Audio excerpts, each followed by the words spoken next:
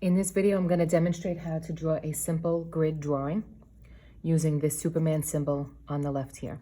So this image here is 4 inches by 5 inches, and each box is a 1/2 inch by a 1/2 inch. This empty grid that I'm drawing in is 8 inches by 10 inches, and each box is 1 inch by 1 inch. So I'm going from 1/2 inch boxes to 1 inch boxes. So that is a dilation of 2 because my boxes are doubling in size.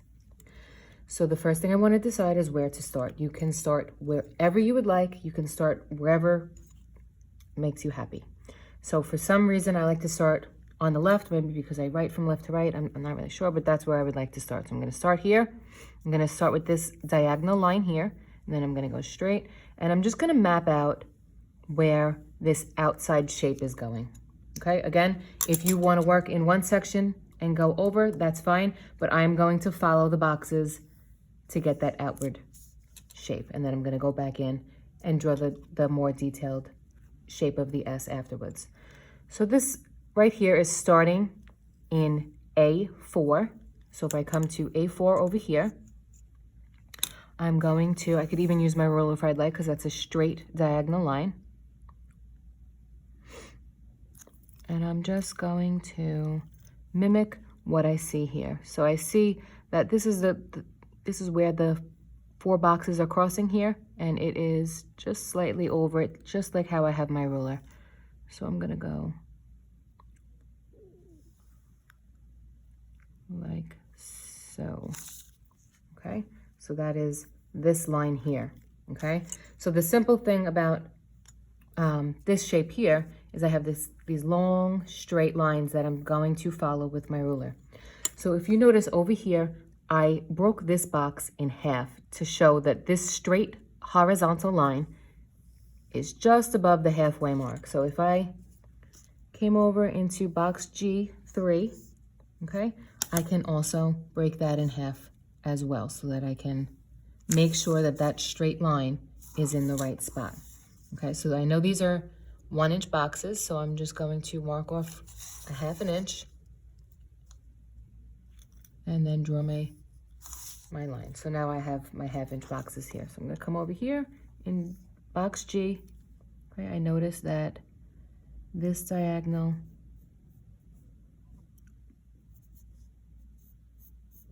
okay, and then I'm gonna go back with a ruler after.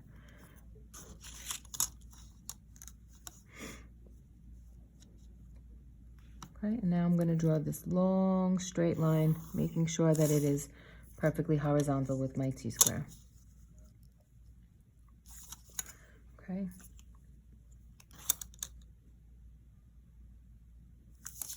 So now in 4H, I have this point here. And if I broke this box in half, okay, and these are 1/2 inch boxes. So what would half of a 1/2 inch box be?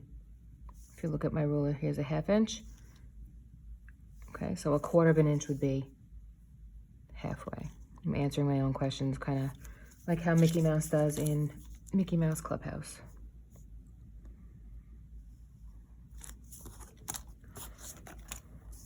Okay, so I'm gonna come over here in 4H, and if I wanted to do the same thing and break that in half,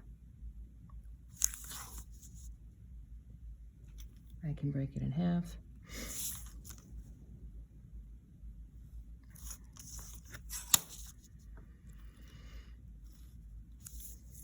All right, and I see that I'm coming right to here. So take this diagonal, like so, just like that.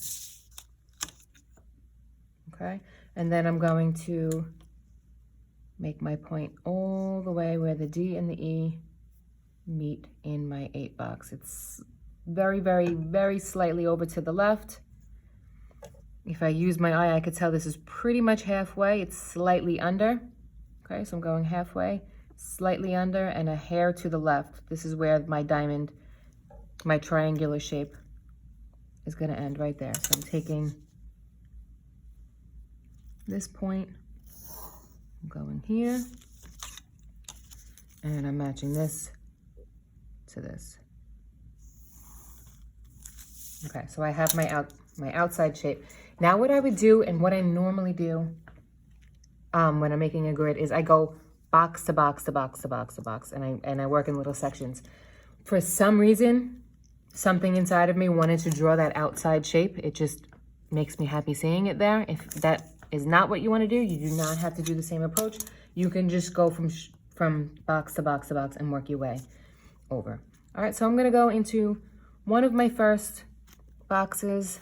Let's see, I will go into 4B, okay? And I'm gonna show you guys the best part of using a grid is isolating the box that you are working on, okay? I'm just using Post-it notes.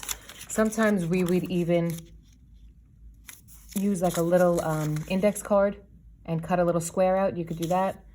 Or you could just literally lay different sheets of paper on top of it. It does not have to be anything fancy. But once you isolate the one square, it makes it so much easier.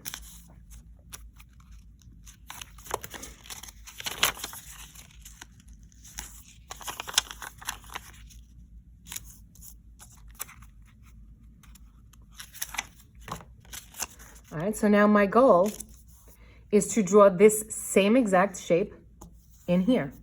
Okay, so I'm going to look at the different lines and the different shape, and the different shapes, and I know that the dark part is part of the S, and I know that the white part is the background. Okay, so the background is the negative space. So I see this shape here, and I'm actually focusing on the shape of the negative space. So I'm gonna come over here, and I'm gonna try to mimic that shape freehanded and see how I do. And if I look at it and I say, you know what, this is a little too much, then I would just take my ruler and I would break the box in half the way I did with the other boxes. Because when I break it in half, it makes it even easier. So now this shape should be this shape, but twice the size.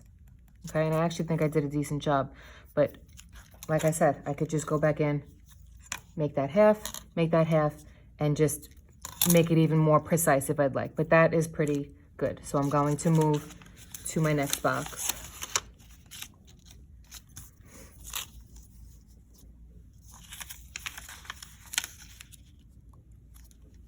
All right, so I have this here. This is where the two boxes end. I'm just putting a pencil mark over that because I could see the silver better because the S is a little dark. So now in this box, I could even cover it. In this box, cover it over here. That annoys me. Let me use a Post-it. Okay, I just want to focus on this little shape here. Okay, it's almost like a circle or an oval. Not quite, a little more organic than that. And I'm just going to,